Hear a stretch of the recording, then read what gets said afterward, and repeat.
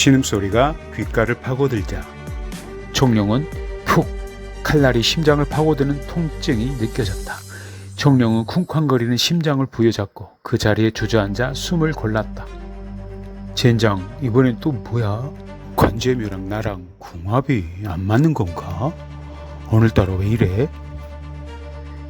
에이, 괴를 한번 짚고 왔어야 했어. 하지만 후회는 후회고 이상한 건 이상한 것이다.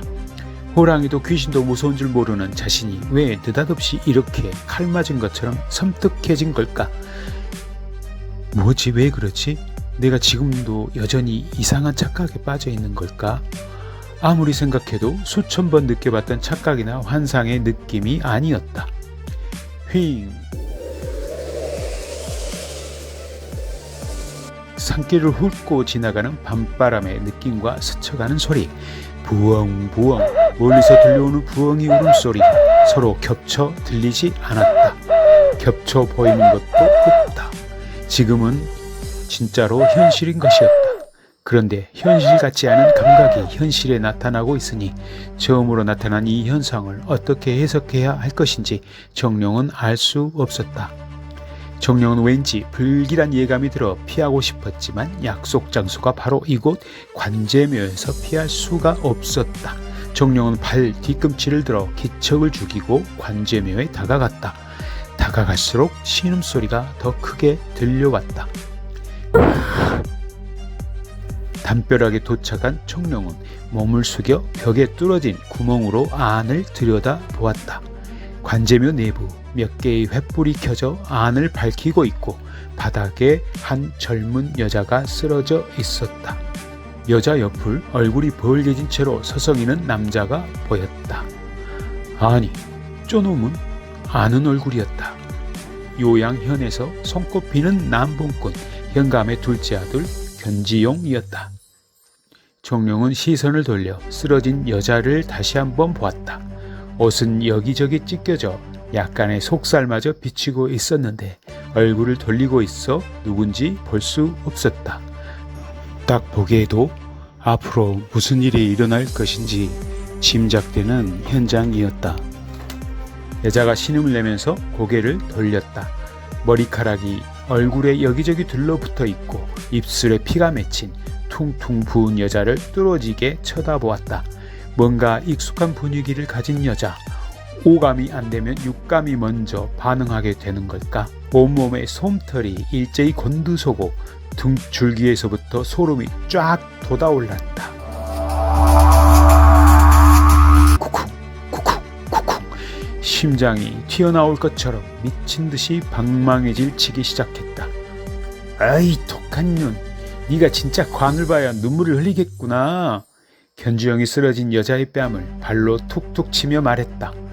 그의 입에서 취기와 함께 욕설이 튀어나오고 있었다. 네 년이 감히 나를 거부해? 내가 누군 줄 알고 감히 니까 것이. 소녀는 몸을 떨며 말했다. 목이 쉬었는지 목소리가 갈라져 나왔다. 제발 놓아주세요. 놓아주라고? 네가 놓아주라고? 내가 왜?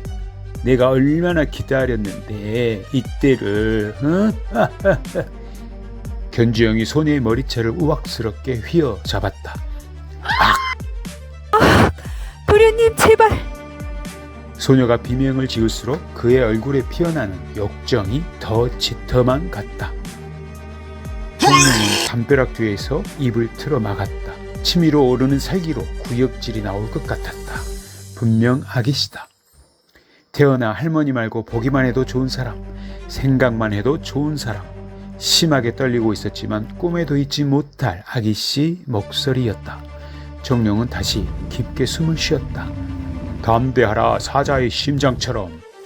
아기씨를 구해야 한다. 구할 수만 있다면 죽어도 괜찮다. 저기로 뛰어 들어갈 기회, 단 한 번의 기회가 반드시 올 것이다. 정룡은 골목 왕초라는 왕좌를 차지하기 위해, 지키기 위해 수십 번의 싸움을 경험했다. 냉정을 잃으면 어김없이 사고가 터지곤 했다. 정룡은 떨리는 손으로 천천히 품속을 더듬었다. 밤중 산행, 비무장으로 산에 오른다는 게 꺼림칙해서 집에 굴러다니는 걸 대충 집어온 것이다. 그것은 땡중이 쓰다가 버리고 간 작은 칼이었다. 정룡에게 싸움은 쉬었던 적이 단 한 번도 없었다. 호랑이 아가리 속에 들어간 것처럼 두려웠던 적도 있었지만 기어코 다 이겨먹었었다. 그러나 지금은 횃불을 든 놈 둘, 몽둥이 든 놈 하나, 칼을 찬 놈 하나, 그리고 저 견지용 해서 모두 5명. 저놈들이 버티고 선 모습이 정룡의 눈에는 돌로 만든 성체처럼 견고해 보였다. 거기다 저 칼 찬 놈은 새처럼 날아다니고 불을 뿜어낸다는 무리민이 틀림없다. 이 싸움은 정룡이 경험했던 전의 싸움과 확연히 다를 것이다.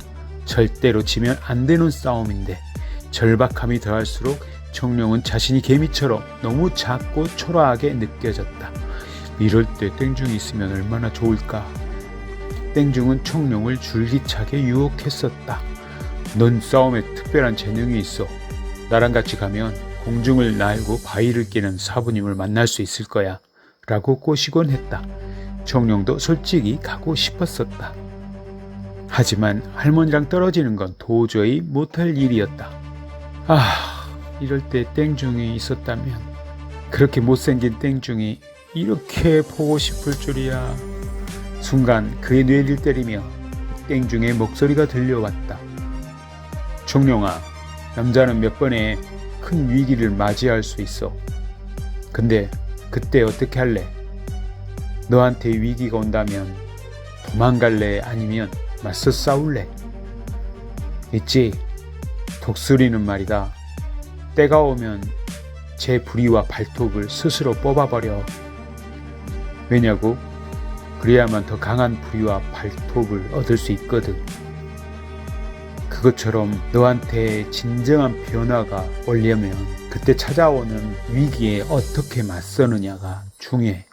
반드시 명심해라. 너를 죽이지 못하는 위기는 더 강한 너를 만들기 위해 찾아온다는 사실을 말이다. 정룡은 자신이 여기 관제묘에 오게 된 것이 우연이 아니라고 느꼈다. 양난소저, 내가 여기 왔습니다. 지금 당신을 지켜보고 있습니다. 염려 마세요. 하늘이 나를 여기 불렀으니 양난소저 당신을 구하려는 게 틀림없습니다. 정룡이 양난에게 간절한 마음을 보내고 난 후 공격해야 할 순위를 매겼다. 우선순위는 무엇보다 저놈, 칼을 찬 저놈이었다. 저자가 무리민이라면 10중 8구 나는 여기서 죽을 거야. 아무리 간땡이가 부었다 할지라도 정룡은 이런 위기를 벗어나기에는 약관에도 미치지 못하는 풋내기에 불과했다.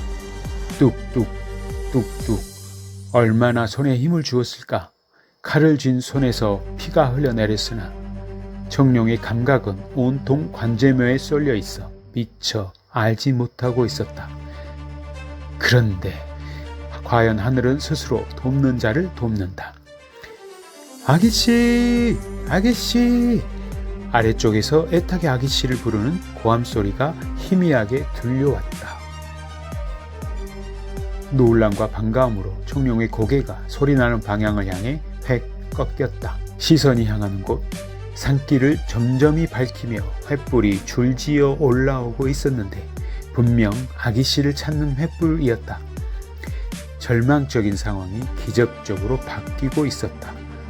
저것 봐요, 양난소저. 하늘이 나를 여기로 보냈다니까. 하늘이 가만히 보고만 있겠어요? 이제 5대1의 싸움이 아니다. 저놈을 잡아서 인질로 삼자. 그래야 아기씨를 구할 수 있다. 정룡은 먼저 현감아들 견주용을 잡기로 결정을 하고 소도의 칼날을 2 손가락으로 잡았다. 땡중에게 배웠던 비수 던지기, 칼 찬 놈에게 써먹기 위해서였다. 한편 은하상단 사람들의 고함소리가 들려오자 견지용의 눈빛이 음침하게 변했다. 이렇게 되면 전현을 살려둘 필요가 없겠다. 그지? 견지용은 옆에서 횃불을 들고 있는 사람에게 물어보았다. 그리고 대답을 들을 필요도 없다는 듯이 품에서 단도를 꺼내 들었다. 아이, 저놈이 아기씨를... 움직이기도 전에 위기가 먼저 발생했다. 청룡은 가슴에 불이 붙은 듯 다급해졌다. 칼을 잡은 두 손가락에 불끈 힘을 주었다. 저 칼찬 놈을 먼저 잡아야 한다. 청룡은 벌떡 일어섰다. 그러자 그의 몸 안에서 기묘한 힘이 끌어올랐다. 청룡이 관제묘 안으로 바람처럼 지쳐 들어갔다. 뭐야? 칼찬 놈이 칼자루를 잡으며 소리쳤다. 휴!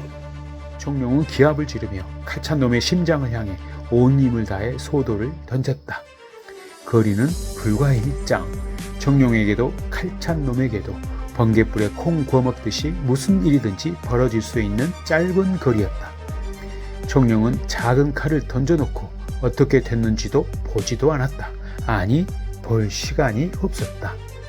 저놈 아기씨에게 흉한 칼을 가지고 가는 놈 견지용을 한시바삐 잡아야 했으니까. 윽! 억눌린 신음소리가 들렸다. 오, 맞았구나. 다행이다. 비명소리에 반사적으로 돌아보니 소도가 심장을 조금 벗어나 오른팔 겨드랑이 근처 상박의 명중에서 대롱거리고 있었다. 으라차! 정룡은 자신도 모르게 소리를 질렀다. 안 맞은 것보다 저렇게라도 맞아주니 얼마나 다행인가. 칼집을 왼쪽에 차고 있었으니까 분명 오른손잡이일 것이고 칼 맞은 팔로 검을 휘두르기는 이미 글러버린 것이다. 누구냐? 견지용이 칼을 꺼내들고 쓰러져 있는 아기씨 옆으로 걸어가다가 자신에게 달려드는 청룡을 보고 당황하여 소리쳤다. 청룡은 온통 아기씨를 구해야 한다는 생각밖에 없었다. 아니, 생각할 사이도 없이 청룡은 목표를 향해 곧장 달려들었다. 휴! 현감 아들놈이 청룡의 가슴을 겨누고 칼을 찔러왔다. 청룡은 무릎을 살짝 굽히고 좌측으로 한 발을 내디뎌 들이쳐오는 칼끝을 피했다. 견지용은 예상외로 청룡이 가볍게 피하자 청룡의 머리를 치려고 칼을 위로 들어 올렸다. 이놈! 청룡은 견지용의 몸에 바짝 달라붙었다. 매미처럼 견지용의 몸에 찰싹 달라붙어서 그의 몸을 잡고 뒤로 돌아가려고 한 걸음을 떼었다. 순간 견지용의 몸에서 토할 것 같은 역한 술냄새가 확 끼쳐왔다. 그와 동시에 견지용의 칼날이 청룡의 머리를 노리고 떨어졌다. 툭! 칼을 잡은 견지용의 팔이 뒤로 움직이고 있는 청룡의 오른쪽 어깨에 걸렸다. 순간 청룡의 뇌리에 두껍고 큰 땡중의 두 손이 환상처럼 떠올랐다. 타닥! 발걸음을 견지용의 뒤로 옮긴 청룡이 두 손으로 견지용의 머리와 겨드랑이를 동시에 잡아챘다. 그리고 순간적으로 힘을 주어 비틀어 버렸다. 땡중의 치명적인 살인기술. 우두둑! 목뼈가 부러지는 소리가 관제묘 안에 울려 퍼지고 너무 몸이 힘을 잃고 축 처졌다. 청룡은 그의 목과 머리를 휘어감고 다시 한번 힘을 주어 비틀었다. 하지만 뼈 부러지는 소리가 더 이상 들리지 않았다. 이미 견지용 이 똥파리 같은 자의 목뼈는 부러져 덜렁거리고 있었다. 청룡은 처음엔 죽여버리고 싶었다. 하지만 나중엔 인지를 삼아야지 라고 결정했고, 그런데 생각과 다르게 죽여버렸다.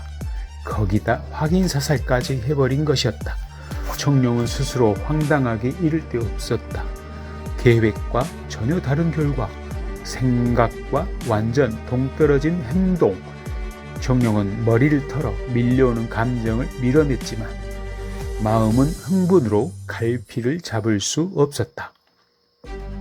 털썩 청룡이 두 손에 힘을 풀자 견지용의 시신이 땅에 떨어졌다. 도련님! 가복들이 경악하며 소리쳤다. 가복들은 갑자기 난입한 침입자가 칼을 날려 한 사람을 부상시키고 견지용의 목을 부러뜨리자 잠시 혼란에 빠졌다.